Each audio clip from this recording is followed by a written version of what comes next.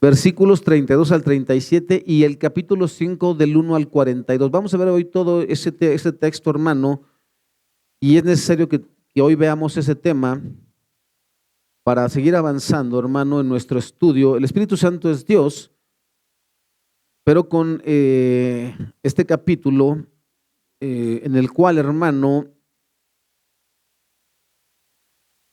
el título del libro que estamos usando del comentario de John Stott dice el contraataque satánico, pero ahorita le explico esa parte, ¿le parece?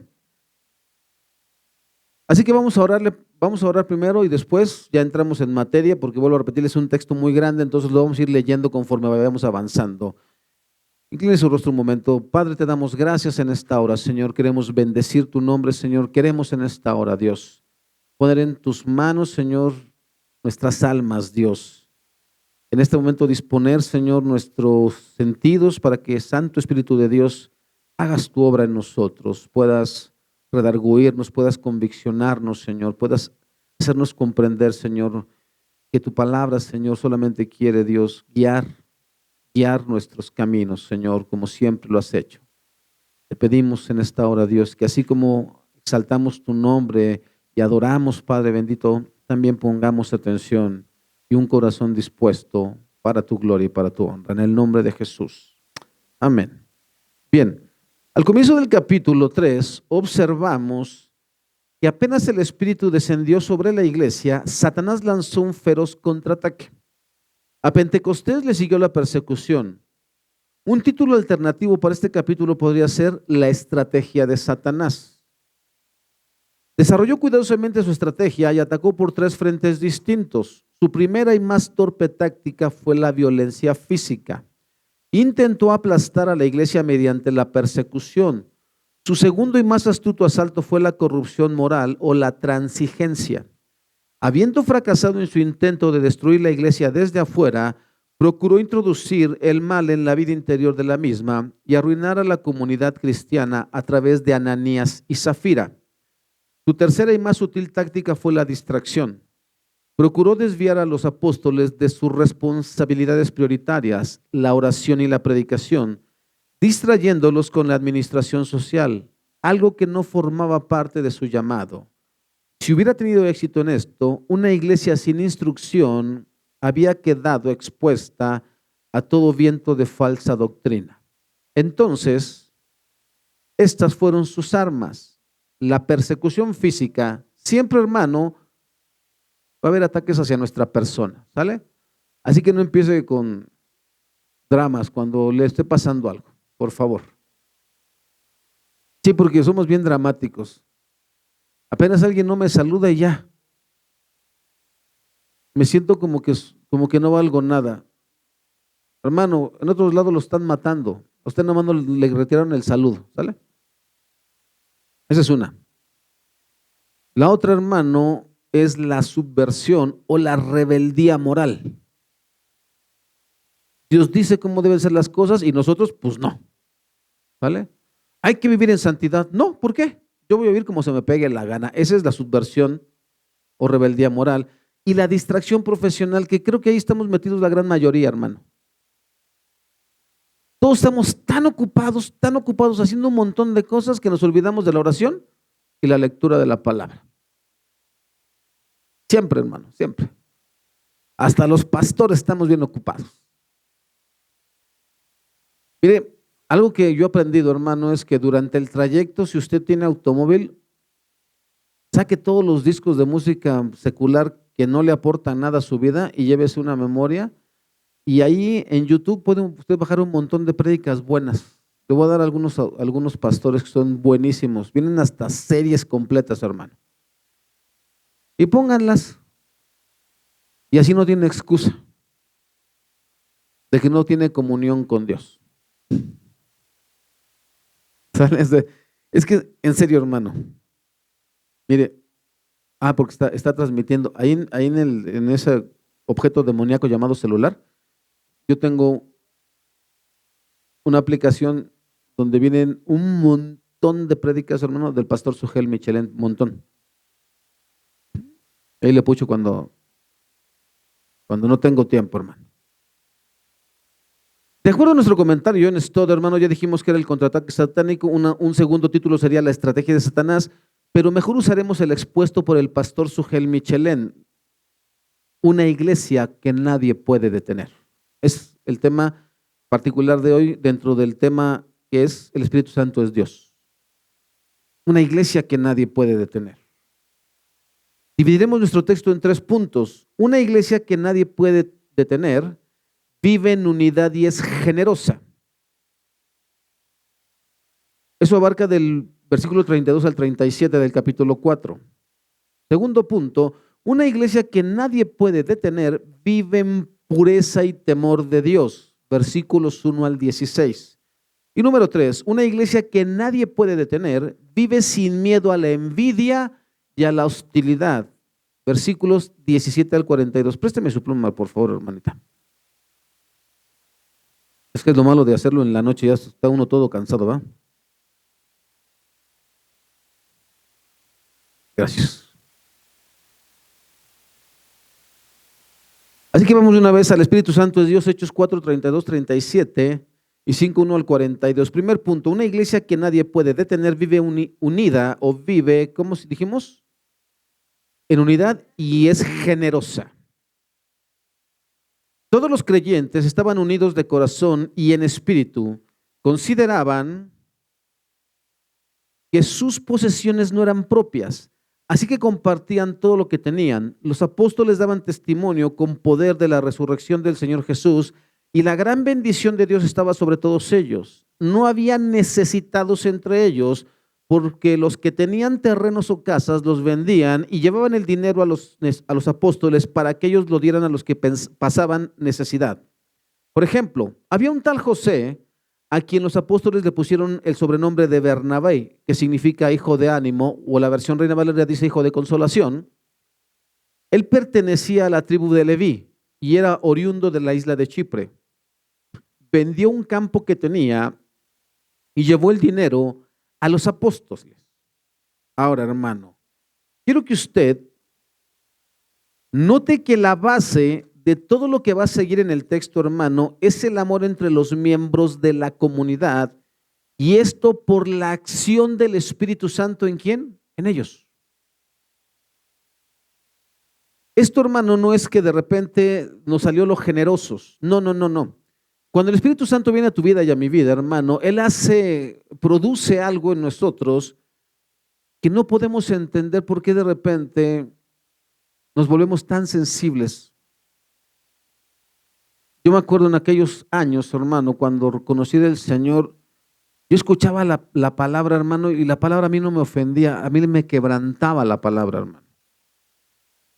Y yo, en aquella iglesia eran unas bancas de madera bien largas, como para 10 personas, y yo me agarraba así de la pata de la banca, y yo decía, aquí que me dejen, yo quiero estar aquí en la presencia de Dios. Eso es lo que producía Dios en mí. Y eso es lo que le amonesta el Señor Jesús a la primera iglesia en el libro del Apocalipsis. Le alaba muchas cosas o le reconoce muchas cosas. Dice, pero tengo una cosa contra ti. Has dejado tu primer amor. Ya no eres como al principio. Y eso, hermano, fue lo que estaba pasando aquí.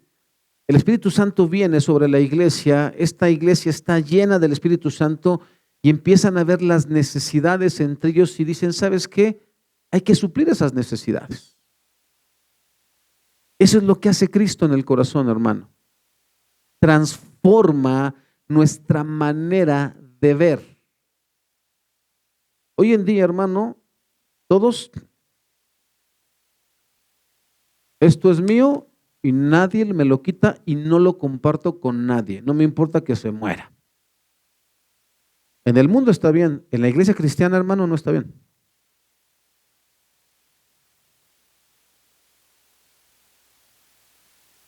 Dice así, hermano, note que la base de todo lo que sigue es el amor entre los miembros de la comunidad. Es de ese sentido de amor y de unidad y no de una obligación externa que surge la práctica económica que el texto describe. Porque muchos han dicho, ya ves, ahí estaba el socialismo o el comunismo. No se equivoque, ¿vale? No empiece con tonterías, por favor. Esto es lo que hace el Espíritu Santo en alguien que ha sido regenerado. Ahora, esa práctica es bien sencilla. Cuando alguien en la comunidad tiene alguna necesidad, algunos de los otros cuya situación es más holgada, va y vende una propiedad y pone el resultado de la venta a la disposición de los apóstoles para que ellos administren y distribuyan. En este momento, hermano, los únicos a quienes reconocía la iglesia como autoridad era ¿quién? A los apóstoles. Entonces decían, pues ¿a quién le damos? Pues a ellos. Y ellos, hermano, no se quedaban con el dinero. Yo por eso, hermano, ayer a todos les mandé el mensaje, ya se pagó. Porque ese dinero usted lo dio para tiene un propósito, un retiro de matrimonio. Usted no me lo dio a mí para que yo me lo quede. Entonces yo quiero que usted esté tranquilo y decir, mire, aquí está. Lo que usted me dio, ya se entregó. ¿Vale? Así es como debe hacerse, hermano. Porque yo entiendo que hay iglesias en donde pues yo di algo, pero pues ya no vi en qué se gastó. Y tiene usted toda la razón. Se debe ver en dónde está el dinero, ¿no? Ahora, la frase a los pies de los apóstoles no necesariamente quiere decir que de hecho lo colocaran allí, sino más bien que lo ponían a su disposición, como cuando hoy decimos a los pies de usted. No es literal, ¿sale? No es me aviento a los pies de usted, no. Estoy para servirle. El resultado es doble. Por una parte, ese espíritu dadivoso hace que no haya necesitados entre los cristianos. Por otra, ese mismo espíritu y el amor que se encuentra tras él les permite a los apóstoles dar testimonio con gran poder y a toda la comunidad vivir en abundante gracia. ¿Explico? Los apóstoles no estaban preocupados por ¿se amarán entre ellos? Ellos sabían que se amaban y lo daban a demostrar y entonces ellos se podían estar ocupando ¿de qué? De lo que el Señor les mandó a hacer. Y el Señor, por el simple hecho de que esa iglesia respondía en obediencia, hacía prodigios y milagros a través de la vida de los apóstoles. Esa es la primera iglesia, hermano. En estos días, esa iglesia, no. Esas iglesias donde supuestamente hay un montón de milagros. Yo tengo mis dudas, hermano. Ahora, creer significa ser de un solo sentir, porque dice los que creyeron que eran de un mismo ánimo, de un solo sentir. La fe en Cristo nos libera de la avaricia y de la tacañería. Eso es lo que hace la fe en Cristo, hermano.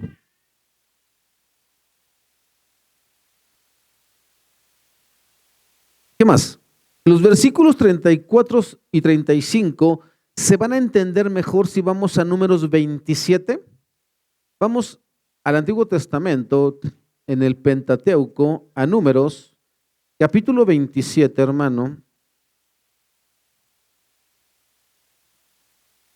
Versículos 1 al 11, lo leo en esta versión. Cierto día, las hijas de Zelofejad, Malá, Noa, Oglá, Milca y Tirsa, presentaron una petición. Zelofejad, su padre, era descendiente de Jefer, hijo de Galad, hijo de Maquir, hijo de Manasés, hijo de José. Estas mujeres acudieron a Moisés, al sacerdote Eleazar y a los jefes de las tribus y a toda la comunidad a la entrada del tabernáculo. Ellas dijeron, nuestro padre murió en el desierto, pero no por estar entre los seguidores de Coré, que se rebelaron contra el Señor, sino que murió debido a su propio pecado y no tuvo hijos varones. ¿Por qué debería desaparecer el nombre de nuestro padre de entre su clan solo porque no tuvo hijos varones? Denos una porción de terreno entre el resto de nuestros parientes. Y entonces Moisés presentó el caso ante el Señor y el Señor le contestó a Moisés, la petición de las hijas de Zelofejad es legítima, así que dales una porción de terreno junto con los parientes de su padre. Asígnales la porción de terreno que hubieras dado a su padre y da al pueblo de Israel las siguientes instrucciones. Si un hombre muere sin dejar hijo varón, entonces se le dará su herencia a sus hijas. Y si tampoco tiene hijas, su herencia se transferirá a sus hermanos. Y si no tiene hermanos, se entregará su herencia a los hermanos de su padre. Y si su padre no tiene ningún hermano, entonces se entrega su herencia al pariente más cercano dentro de su clan. Este es un requisito legal para el pueblo de Israel. tal como el Señor le ordenó a Moisés. Escucha, hermano, ¿qué es lo que estaban peleando las hijas? Una tierra. Por ser mujeres no les correspondía nada, pero ellas dicen, esa es la razón por la que nosotros no vamos a heredar. Ahora, fíjese también lo que pasa en el capítulo 36, versículos 1 al 13. Luego los jefes de los clanes de Galaad, descendientes de Maquir, hijo de Manasés, hijo de José, se presentaron ante Moisés y los líderes de las familias de Israel con una petición. Dijeron a Moisés, el Señor te dijo que repartieras la tierra entre el pueblo de Israel por sorteo sagrado. El Señor te dijo la porción de tierra que pertenece a nuestro hermano Zelofehad, se las dieras a sus hijas. Sin embargo, si ellas se casan con hombres de otra tribu, llevarán consigo sus porciones de tierra a la tribu de los hombres con quienes se casen. De esa manera, el área total de la tierra de nuestra tribu se reducirá. Entonces, cuando llegue el año del jubileo, esa porción de tierra se agregará a esa nueva tribu y provocará que nuestra tribu patriarcal la pierda para siempre. Así que Moisés le dio a los israelitas de parte del Señor el siguiente mandato. El reclamo de los hombres de la tribu de José es legítimo. Esto es lo que el Señor ordena acerca de las hijas de Zelofehad. Permítanles casarse con quienes deseen, siempre y cuando sea alguien de su propia tribu patriarcal. No se permite que ninguna tierra se transfiera de una tribu a otra, ya que toda la tierra asignada a cada tribu debe permanecer dentro de la tribu a la que inicialmente fue concedida. Las hijas de todas las tribus de Israel que estén en línea para heredar la propiedad deben casarse dentro de su propia tribu. De esta manera, todos los israelitas conservarán sus propiedades patriarcales. Ninguna porción de tierra puede pasar de una tribu a otra. Cada tribu de Israel debe conservar la porción de tierra que le fue asignada. Entonces las hijas de Zelofehad hicieron lo que el Señor le ordenó a Moisés. Malá, Tirsa, Ogla, Milca y Noá, todas se casaron con sus primos por parte de su padre, dentro de los clanes de Manasés, hijo de José. De este modo, su herencia de tierra permaneció dentro de su tribu patriarcal. Estos son los mandatos y las ordenanzas que el Señor le dio al pueblo de Israel por medio de Moisés mientras acampaban en las llanuras de Moab junto al río Jordán frente a Jericó. ¿Por qué le estoy leyendo esto, hermano? Porque para usted y para mí, esto de que y nadie decía hacer suyo nada, iban y vendían sus heredades o sus posesiones. Para el judío, hermano, esto era un mandato de Dios y ese pedazo de tierra o de heredad que ellos tenían, hermano, era muy importante, era su identidad, para que me entiendan. Ellos decían, no, yo no te puedo vender. Por eso, acuérdense que en el jubileo se regresaba, aunque lo hubieras empeñado. Porque para ellos es lo que Dios me dio como herencia y es lo que me identifica como miembro del pueblo de Dios. Pero ahora en Cristo, hermano, ya no me identifica un pedazo de tierra. Ahora yo sé que le pertenezco y esa es la razón del cambio de corazón, del cambio de actitud, del cambio de mente que experimentaron estos hombres de la primera iglesia. Para ellos ya no era importante la tierra. No, ya sé que esto no es más que un pedazo de terreno, pero mi herencia está en los cielos. Y por eso decían, no tiene caso seguirla conservando, la voy a vender, porque estoy viendo que hay necesidad. Ahora, tampoco piense que agarraron todos y se despojaron de todo. No, no, no, no. Según iban viendo la necesidad, el Espíritu Santo hacía la obra y cada uno accedía de esa manera. ¿Me explico? Entonces,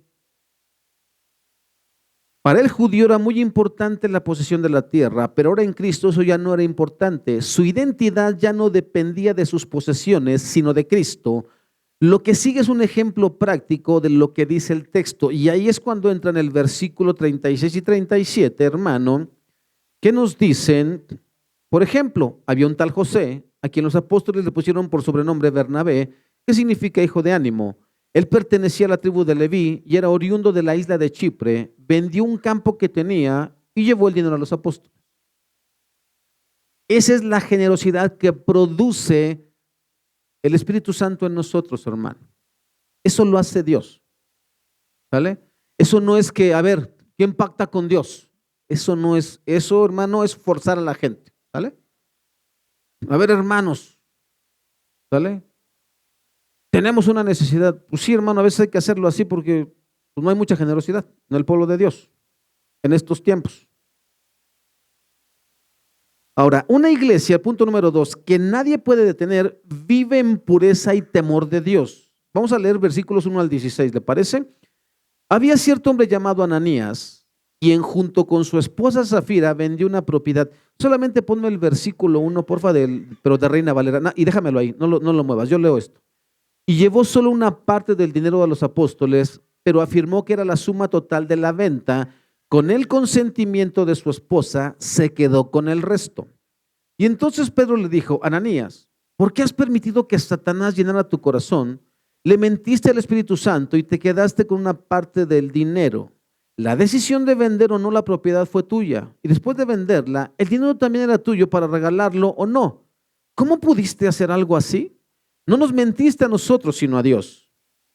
En cuanto Ananías oyó estas palabras, cayó al suelo y murió. Todos los que se enteraron de lo sucedido quedaron aterrados. Después unos muchachos se levantaron, lo envolvieron en una sábana, lo sacaron y lo enterraron. Como 3 horas más tarde entró su esposa sin saber lo que había pasado, y Pedro le preguntó: ¿fue este todo el dinero que tú y tu esposo recibieron por la venta de su terreno? Sí, contestó ella, ese fue el precio. Y Pedro le dijo: ¿cómo pudieron ustedes dos siquiera pensar en conspirar para poner a prueba al Espíritu del Señor de esta manera?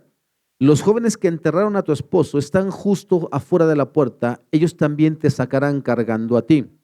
Al instante ella cayó al suelo y murió. Y cuando los jóvenes entraron y vieron que estaba muerta, la sacaron y la enterraron al lado de su esposo. Gran temor se apoderó de toda la iglesia y de todos los que oyeron lo que había sucedido. Los apóstoles hacían muchas señales milagrosas y maravillas entre la gente, y todos los creyentes se reunían con frecuencia en el templo, en el área conocida como el Pórtico de Salomón. Pero nadie más se atrevía a unirse a ellos, aunque toda la gente los tenía en alta estima. Sin embargo, cada vez más personas, multitudes de hombres y mujeres, creían y se acercaban al Señor. Como resultado del trabajo de los apóstoles, la gente sacaba a los enfermos a las calles en camas y camillas para que la sombra de Pedro cayera sobre algunos de ellos cuando él pasaba. Multitudes llegaban desde las aldeas que rodeaban a Jerusalén y llevaban a sus enfermos y a los que estaban poseídos por espíritus malignos, y todos eran sanados. Quiero que usted note algo, hermano, en la versión Reina Valera. Después de que dice que este hombre llamado Bernabé vendió una heredad y la puso a los pies de los apóstoles, ¿cómo inicia? Pero. Acuérdese que en la Biblia, hermano, esos detalles son súper importantes. Ese pero tiene un significado. El pero del inicio del capítulo 5 significa que la motivación de Ananías y Zafira era distinta. Esto no fue algo producto de la obra del Espíritu Santo en Ananías y Zafira. Estos hombres, este hombre y esta mujer, este matrimonio, vieron cuando Bernabé entrega el total de la venta. No sé, hermano, el texto no lo dice, pero parece ser que mucha gente dijo: wow, muchas gracias, de verdad, o sea, que Dios te bendiga. No sé, se me ocurre, hermano, ¿no? Y Ananías y Zafira dijeron: oye, ¿viste? Nosotros también tenemos una heredad. ¿Te parece si la vendemos, pero no damos todo y decimos que fue todo y también nos van a aplaudir? Esa es la motivación de Ananías y Zafira, hermano. ¿Qué dice Pablo? Hay unos que predican, ¿por qué? Por competencia, por recibir reconocimiento. Nosotros no predicamos, así dice Pablo, ¿no? Pero está bien, dice, ya sea por competencia o por convicción, pero que se predique el evangelio. Pero la motivación sí importa, hermano. ¿Por qué hacemos lo que hacemos para Dios? Sí es importante. Ahora, vamos a ver esto. Ellos querían reconocimiento y no les importaba la santidad de Dios. Nuestro concepto de la santidad de Dios y del evangelio de la gracia es muy superficial. Es decir, hacemos de la gracia de Dios libertinaje.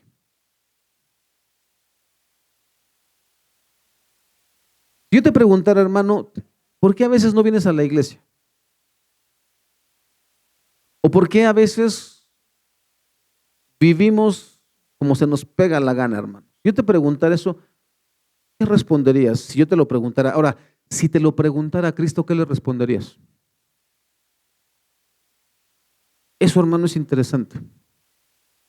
Porque como el día de hoy no caemos muertos, no, es que Dios es bien lindo. Es que yo soy su hijo preferido. Tenga cuidado, hermano, tenga cuidado. No sé que en una de esas el Señor te lo lleve.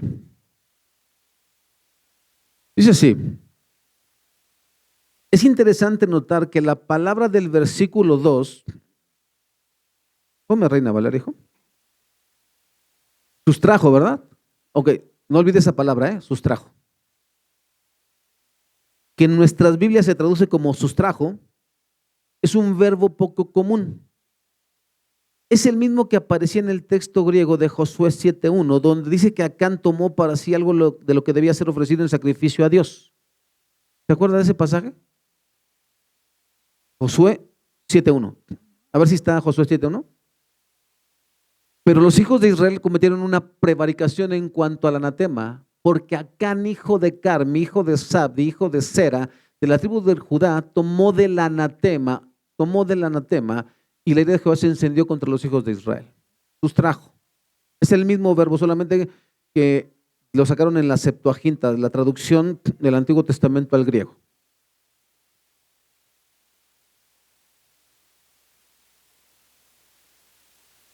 Lucas nos está dando a entender que el pecado de Ananías y Zafira fue semejante al de Acán. Notemos las palabras que Pedro les dice. No tenían obligación alguna de vender la propiedad, ni tampoco de entregar todo el dinero recibido.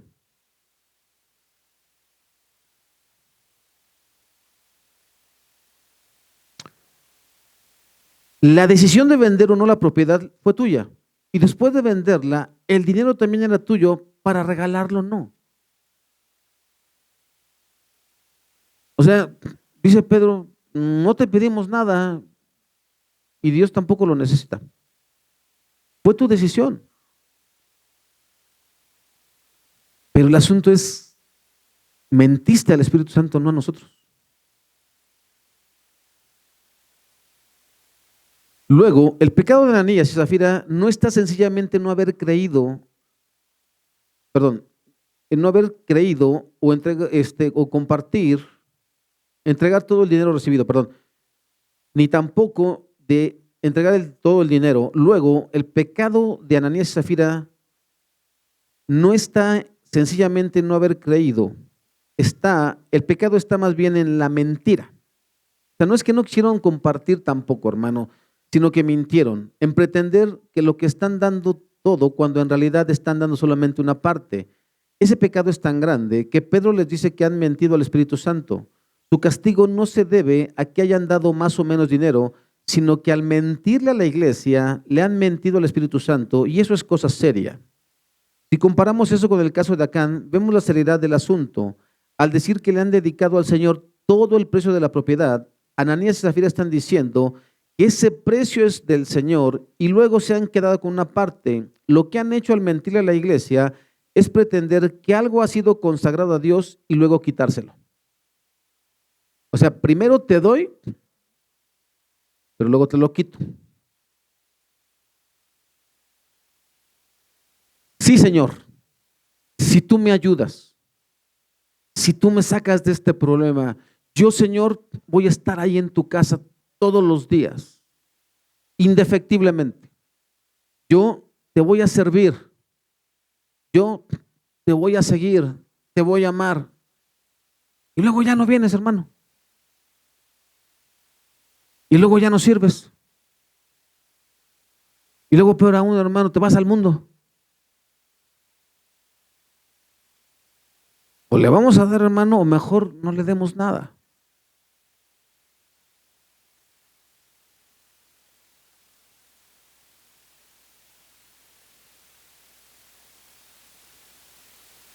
Es por eso que, como Acán, pagan con la vida. La gracia que nos justifica también nos transforma. Eso significa que debemos ser más como Jesús. Ananías y Zafira amaban más el dinero que la verdad. Cuando vieron la cantidad de dinero les fue muy difícil darlo todo, pero además amaban más el reconocimiento de los hombres. En palabras sencillas, querían la gloria que solo merece Dios. Nos gusta que nos alaben y reconozcan. Amamos la gloria de los hombres. Se lo decía la semana pasada, creo, hermano. Lo curioso es esto. ¿Cuántos de nosotros hemos tenido una gran cantidad de dinero delante de nosotros?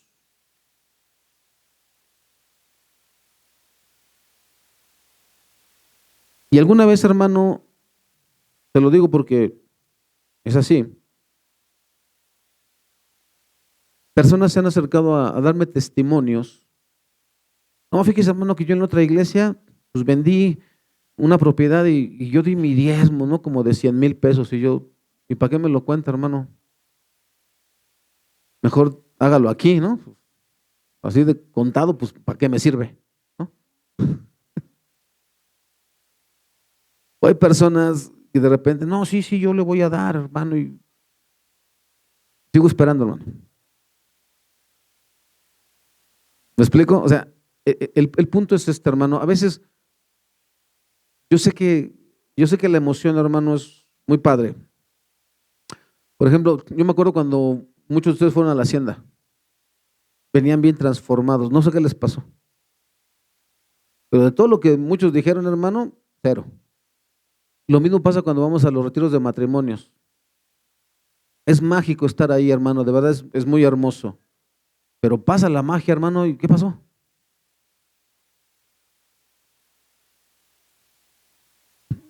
Cuando tú y yo dijimos aquí en el altar, sí, yo por eso se los digo, ¿eh? Usted escriba sus votos. Yo no le voy a decir, dile esto, no, no, dígale lo que usted siente ahí en su corazón, ¿vale? Y usted aquí delante de Dios y delante de una iglesia, o haya sido aquí o en un jardín o en un salón, usted se comprometió a que, y yo te voy a amar y te voy a respetar y te voy a cuidar y te voy a proveer y yo voy a hacer y, y sí, y yo me voy a sujetar a ti y yo también te voy a amar. Y luego, what happened? ¿No?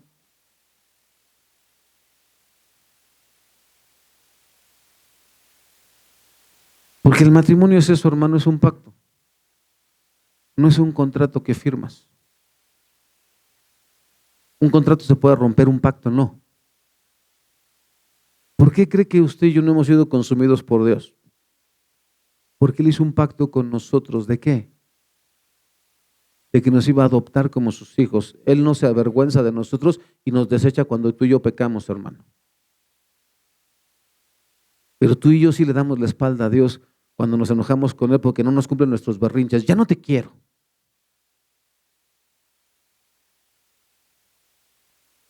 Él sigue siendo fiel, hermano. Él sigue siendo fiel.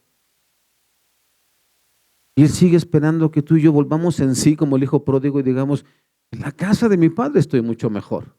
¿Qué hago aquí revolcándome con los puercos?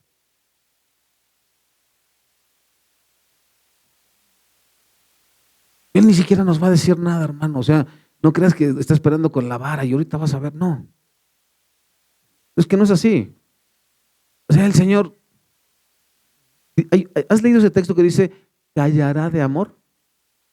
¿Se regocijará? ¿Has leído eso, hermano? Ese es el Señor.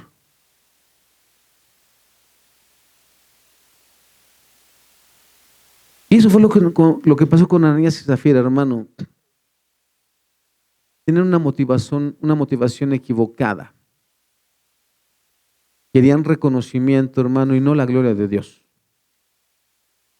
Ahora, el versículo 9, hermano, vamos al versículo 9. Y Pedro le dijo, ¿cómo pudieron ustedes dos siquiera pensar en conspirar para poner a prueba el Espíritu del Señor de esta manera? Te voy a explicar, hermano, voy a tratar de hacerlo en palabras sencillas. Significa que quisieron jugar con la gracia de Dios. Es decir, ¿Dios nos castigará por esto que vamos a hacer o hasta dónde Dios aguantará nuestro pecado? ¿Sabe qué hacíamos muchos de nosotros? ¿Cuántos de nosotros, hermanos, sabemos que robar es malo? ¿Cuántos? ¿O hay alguno aquí que no sepa que robar es malo? Y a veces, hermano, en la vida diaria tú y yo robamos de muchas maneras, ¿vale? De muchas maneras. Bueno, ¿cuántos sabemos que está mal mentir? Y somos súper mentirosos, hermano, pero mentirosos hasta la pared de enfrente. ¿Y sabes qué es lo peor? Que no nos importa. Así, olímpicamente. ¿Qué le pasó, hermano? Nada. Estaba cansado.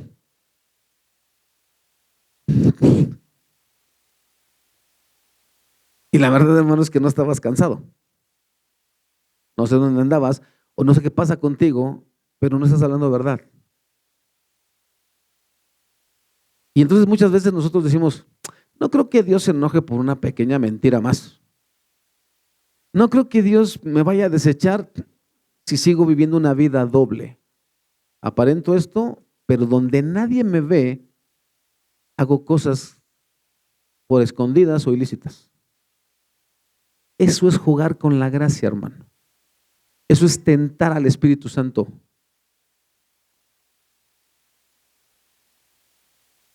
Ellos pusieron a prueba, ¿será que Dios se enoje si nos quedamos y decimos que es todo?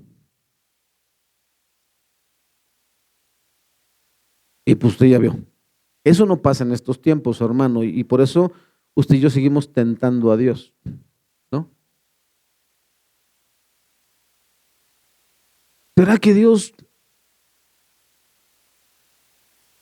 me dejará de amar si sigo siendo pleitista? Porque muchos no tenemos, a lo mejor pensamos, hermano, que ser explosivo o que ser iracundo o que ser peleonero no está mal, ¿no? O ser chismosos no está mal. Y seguimos abusando, hermano, de la gracia de Dios. Nuestros pequeños jóvenes, ¿no? ¿Será que Dios se enoje porque somos rebeldes con nuestros padres? No.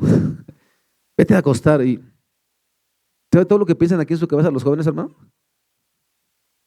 ¿Quién fue joven cuando tu papá te mandaba cosas? ¿No?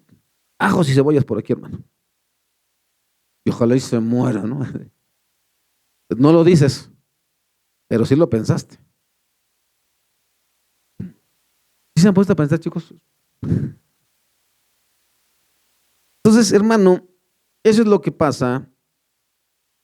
El temor que vino sobre la iglesia, hermano, lo que dice que pasó cuando murió Ananías y Zafira, dice, el temor que vino sobre la iglesia no era miedo o terror, sino un profundo respeto por Dios. Y eso es lo que Dios anhela de ti y de mí, hermano, que lo respetemos de tal manera que nos sintamos mal, hermano, cuando vayamos a hacer cualquier cosa de las que te mencioné anteriormente. Que yo tenga temor de decir, voy a mentir delante de Dios solamente por tapar mis tonterías. Dios se merece que yo mienta, o sea, que abuse de su santidad y de su bondad y su misericordia para conmigo, solo por quedar bien yo. Eso es, hermano, lo que hay que preguntarse. ¿Vale la pena que me baje y me pelee con alguien, hermano, solamente porque no logro entender? ¿O será que lo que necesito es comunión con Dios? ¿Cuántos de nosotros, hermano, somos capaces de quedarnos ahí y orar? ¿Cuántos de nosotros en vez de proferir improperios decimos, Dios te bendiga? Enojado y todo, hermano. Dios te bendiga. Ahora, los versículos 12 al 16 nos dice la clase de iglesia que era.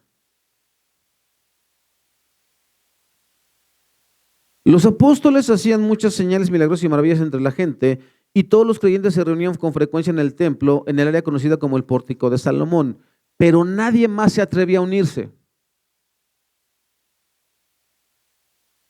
Es que ¿sabes qué es lo que pasa, hermano? Que en esa iglesia la gente no quería comprometerse, porque sabía que tenía que cambiar de vida.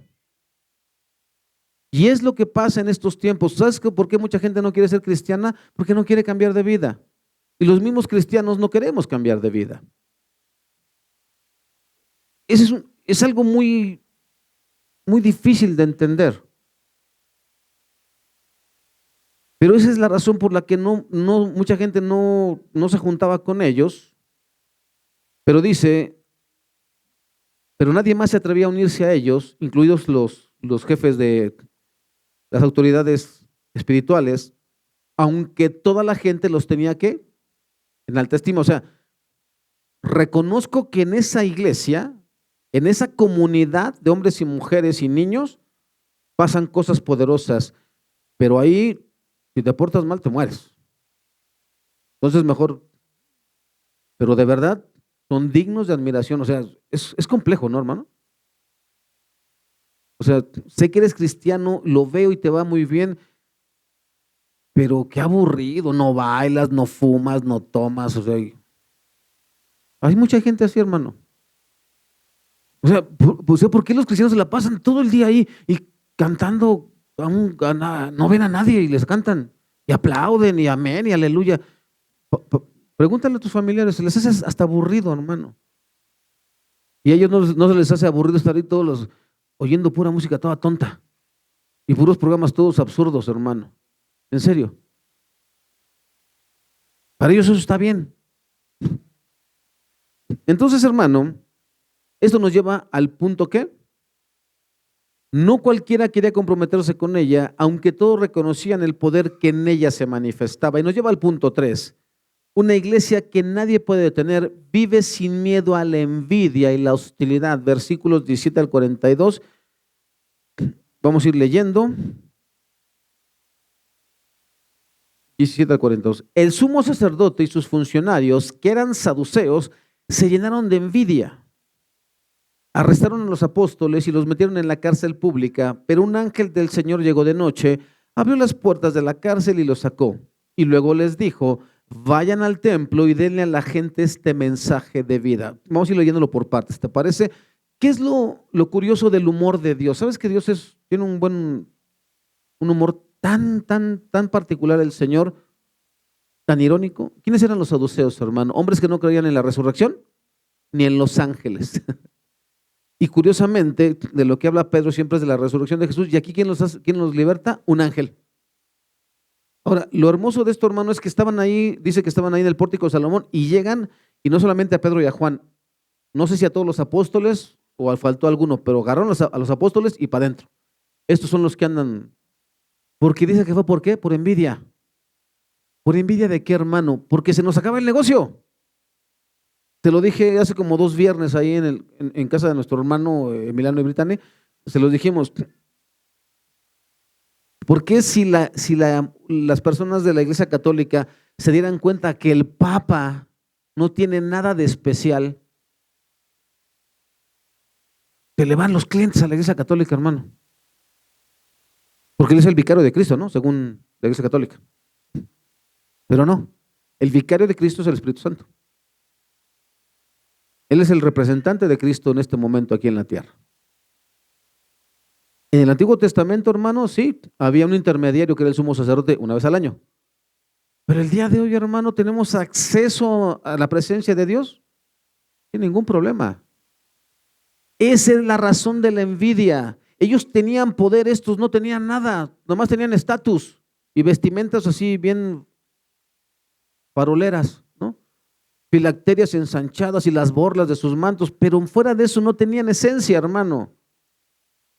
Como muchos de nosotros, los pastores, que a veces, hermano, no podemos, no sé si algunos vieron la publicación que mandó mi esposa de Charles Spurgeon, el príncipe de los predicadores, hermano, pero estaba tan cansada su alma, hermano, que escuchó a una ama de casa recitar un texto y lo quebrantó. Y sabe que muchos andamos así. Y muchos de ustedes también. Unas oraciones, mira, de este pelo, hermano, pero bien vacías. Porque dentro estás quebrado. Nada más estás aparentando que eres espiritual, pero no tienes nada de espiritual. Estás en bancarrota espiritual, hermano. Y ese era el problema, hermano, de la envidia de estos hombres.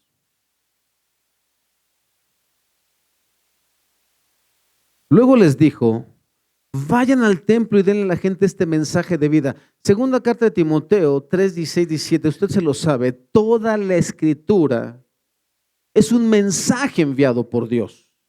Y es útil para enseñar, para reprender, para corregir y mostrar a la gente cómo vivir de la manera que Dios manda, para que el siervo de Dios, que somos todos nosotros, esté listo y completamente capacitado para toda buena obra. Entonces, hermano, ¿predicamos solamente lo que nos gusta o predicamos todo el consejo de Dios? Porque muchos arrebato esta promesa, es mía. ¿Y cómo le haces? O sea, me he preguntado, ¿cómo le haces? ¿Usted nomás sacas el texto, tomas una foto o cómo es que lo arrebatas? Debemos predicar todo el mensaje de Dios y no solamente lo que las personas quieren escuchar, no lo que nos gusta, no lo que nos conviene, todo el mensaje de Dios. Dios, hermano, no saca de la cárcel a los apóstoles, ¿para qué? Para que se escondan. Porque muchos de nosotros, hermano, queremos que Dios nos saque de la aflicción para tirarnos a la hamaca. Lo sacó de la cárcel para que sigan predicando el evangelio, hermano. ¿Sabes para qué me rescató a mí y a ti de la condición de vida que tenías? No es para que te sigas reventando la vida, hermano, hermana. No es para que sigas en tus pecadotes y en tus suciedades. Es para que prediques el evangelio. Es para eso. Pero allá anda uno empuercándose como cerdo. Es lo que dice la palabra del Señor. El perro vuelve a su vómito y la puerca lavada vuelve al lodo cenagoso. Ya te sacaron de ahí. ¿Qué te anda haciendo embarrar?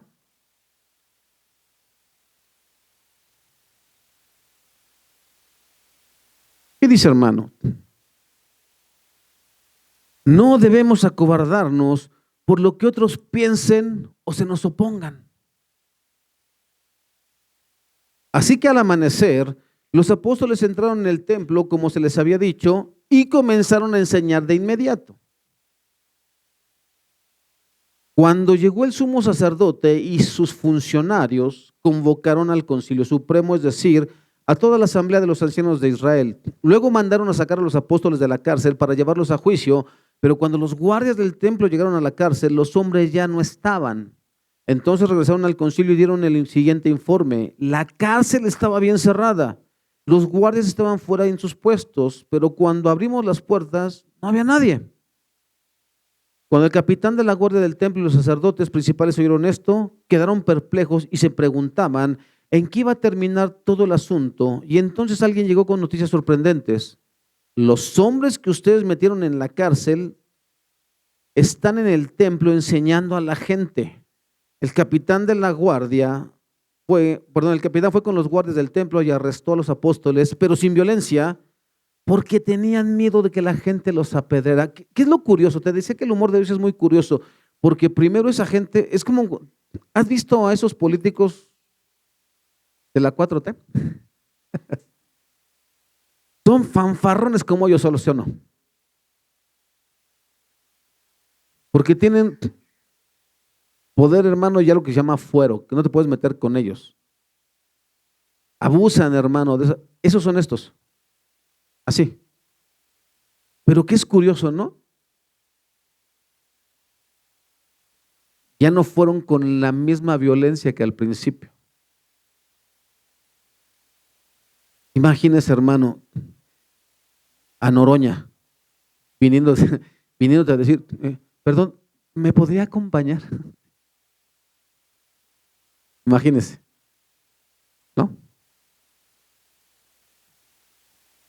Eso, hermano, es lo que hace Dios cuando tú y yo le honramos. Es curioso, pero ahora los poderosos son los que tienen miedo al pueblo. Así es como Dios hace las cosas. Así es como los fanfarrones con poder actúan. Porque, mira, esto es bien chistoso.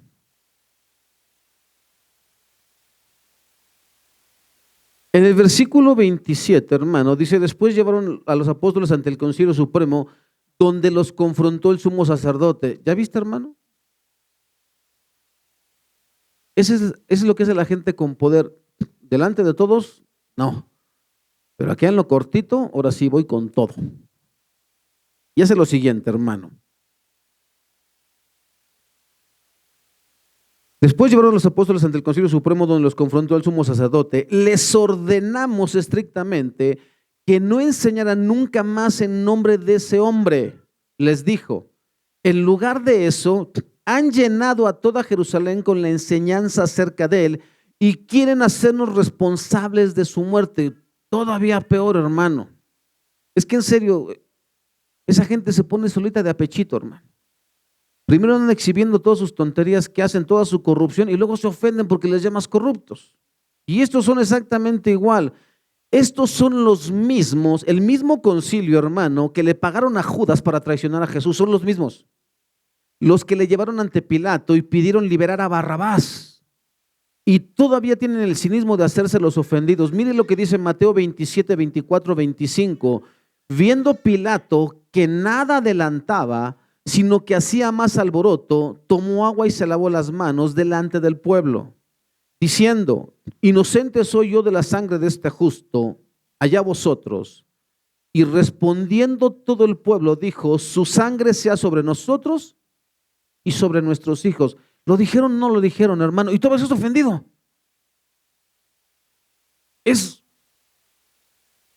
¿Cuántas veces, hermanos, tú y yo estamos metidos donde estamos metidos por nuestra desobediencia y todavía nos enojamos con Dios? ¿Por qué? Si tanto que te he servido. ¿En serio? ¿Cuál es tu manera de servirme? ¿Agarrar y botar luego lo que se te da?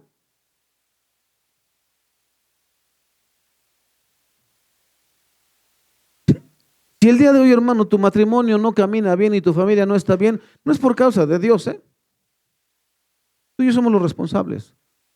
El día de hoy, mi hermano, si tu vida está toda tambaleante, toda como olas del mar, es por tus malas decisiones.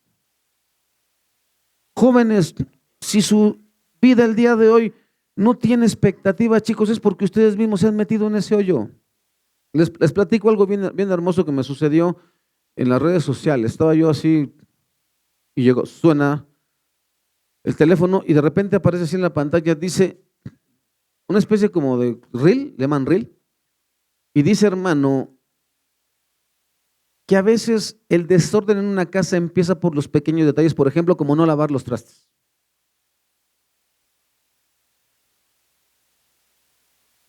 Si tú eres de esas personas que le encanta estar acumulando trastes, hermano, significa que tú no tienes orden en tu casa. Y en serio, voy a buscarlo y te lo voy a mandar. Porque dice, hermano, que una familia, hermano, donde hay orden, empiezan por esas pequeñas responsabilidades y todos los miembros, no solamente uno, porque luego todo es a la mamá. Pues ahí está la mamá, no, espérate. No sé cuántos, bueno, al menos en la mía vivimos 4. Y los pues 4 hay que entrarle, hermano. ¿A quién no le gusta una casa así arreglada y bonita? Pues hay que cuidarla, ¿no? Chicos, eso habla mucho de lo que quieres para tu vida en el futuro. Si yo fuera a los cuartos de algunos de ustedes, ¿qué me encontraría, chicos? Si yo fuera a revisar ahorita sus cuartos, ¿cómo los dejaron? ¿No? Empiécele por ahí. Eso habla mucho de tus expectativas hacia el futuro. Si no cuidas tu persona, si no cuidas tus asuntos personales, difícilmente vas a cuidar los asuntos externos. Ahora los espirituales menos los vas a cuidar. Porque te da lo mismo orar o no orar, leer o no leer, asistir o no asistir. Eso empieza desde ahí. ¿Por qué estaban nuestras vidas antes de Cristo? ¿Por qué nuestras vidas estaban arruinadas, hermano? ¿Cuánto orábamos? Ni sabíamos que había oración. ¿Cuánto leíamos la Biblia? Ni siquiera nos interesaba la Biblia. ¿Qué hizo Cristo? ¿Quién se acuerda del endemoniado gadareno, hermano? ¿No? Qué mentirosos son porque ni lo vieron. No, está ahí en la Biblia, hermano. Y dice que este hombre estaba en una condición deplorable. Pero cuando viene Cristo y lo hace libre, dice que estaba en su cabal sentido, bañado y todo, ¿no? Eso es lo que hace Dios en nuestra vida, nos ordena. ¿Qué crees que manifiesta nuestra vida, hermano, con tanto desorden? Y ahí no gobierna Cristo, hermano. Sencillo.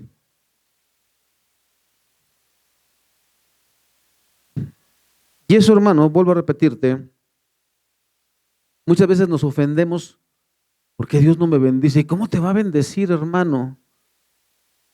Si tu vida es un desorden, ¿cómo te va a bendecir?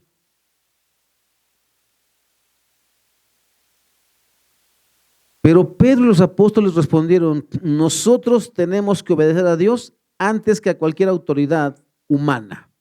El Dios de nuestros antepasados levantó a Jesús de los muertos después de que ustedes lo mataron colgándolo en una cruz. Me gusta más, hermano, cómo traduce Reina Valera.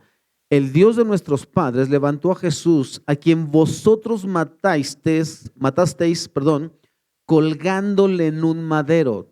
¿Qué decía, hermano? Deuteronomio 21, 22, 23.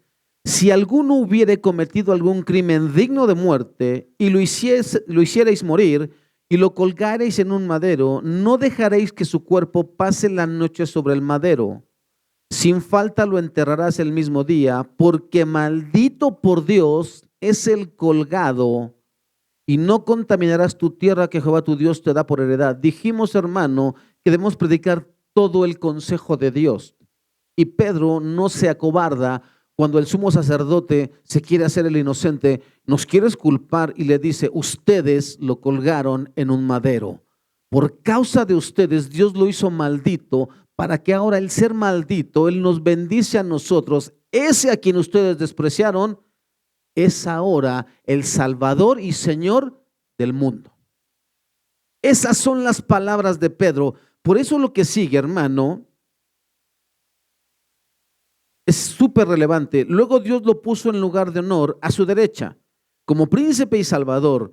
Lo hizo para que el pueblo de Israel se arrepintiera de sus pecados y fuera perdonado.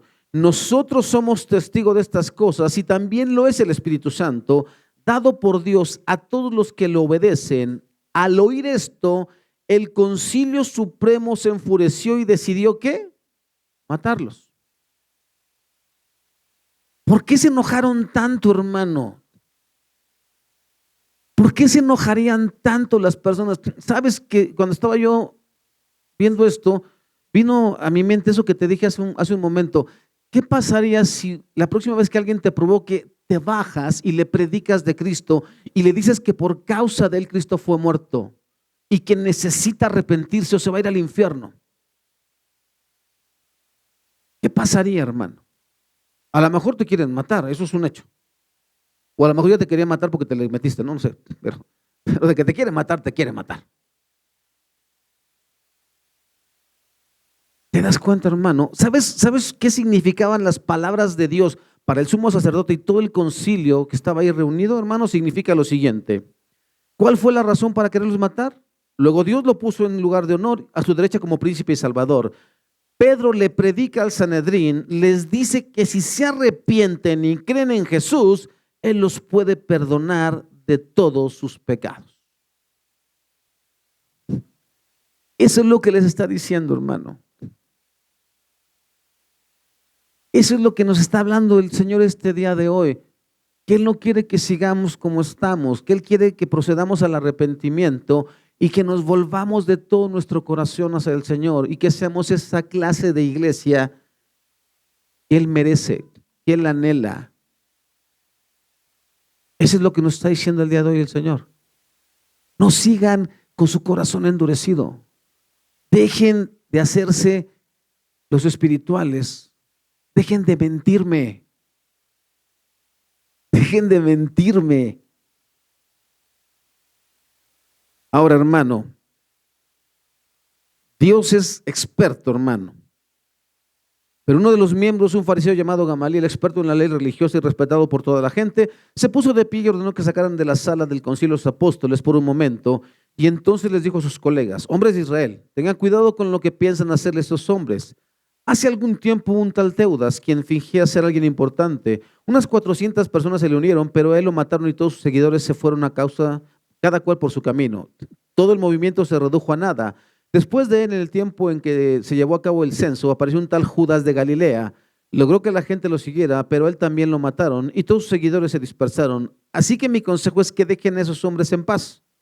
Pónganlos en libertad. Si ellos están planeando y actuando por sí solos, pronto su movimiento caerá. Pero si es de Dios, ustedes no podrán detenerlos. Tal vez hasta se encuentren peleando contra Dios. Los otros miembros aceptaron su consejo, llamaron a los apóstoles y mandaron que los azotaran. Ese Gamaliel es el que instruyó a Pablo. Era muy respetado, hermano, y Dios usará quien sea, porque este hombre disuade la intención de que maten a los apóstoles. Pero como no se pueden quedar con las ganas, pues hay que darle 40 menos 1, 39 azotes, para que sepan quién manda.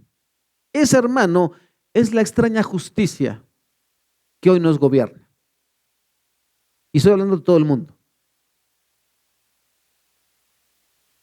Primero mato, luego averiguo, ¿sale? Es extraña la justicia de los líderes religiosos. Son inocentes, pero por si acaso te infundo miedo a través del castigo. Ahora, hermano, ¿qué hubiésemos hecho usted y yo si nos hubiese pasado esto mismo? Si nos dan nuestros varazos, pues yo me voy a mi casa, ¿no? A reponerme de los trancazos.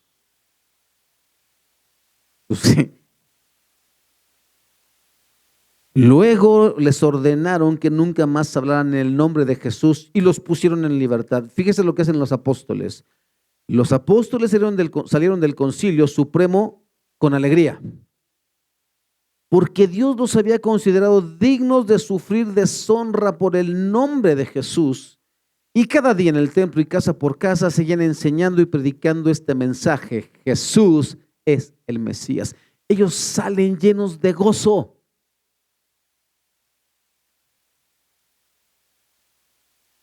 Hermanos,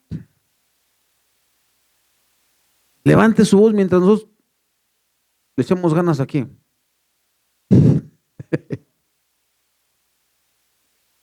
Su gozo, hermano, está su gozo. Tiene más gozo la nena, la tenemos que sacar a la nena porque está bien gozosa.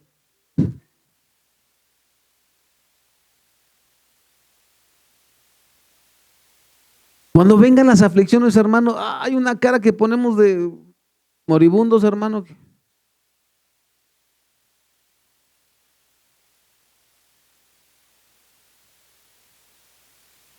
¿Qué tiene, hermano? Nada. Estoy sufriendo. ¿Por qué?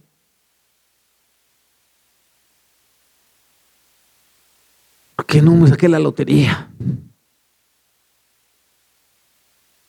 Por cosas como esas, hermano. ¿Saben por qué sufren los jóvenes? Porque no pueden ver sus series de los coreanos. ¿Saben por qué sufren los jóvenes? Porque se les acaba el saldo o los datos. Por eso sufren los jóvenes. En serio, hermano, o sea, ni siquiera estamos sufriendo por causa de Cristo.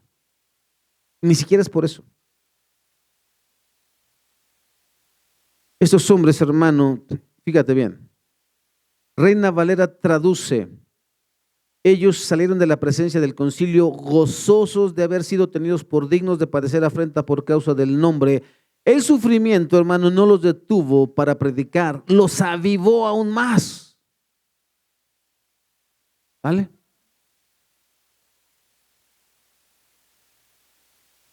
Padecer por causa de Cristo es una cuestión de identidad, no de humillación. No es causa de vergüenza, sino de felicidad, porque le pertenecemos.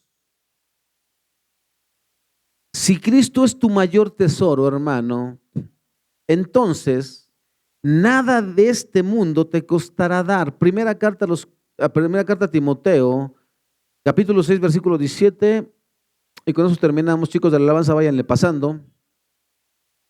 Dice lo siguiente, primera carta a Timoteo 6, 17.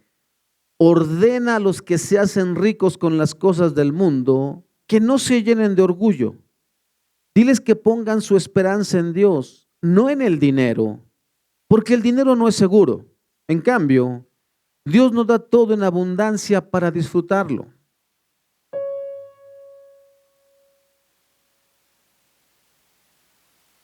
Y no, hermano, no significa que en estos tiempos tenemos que andar vendiendo heredades, casas, no.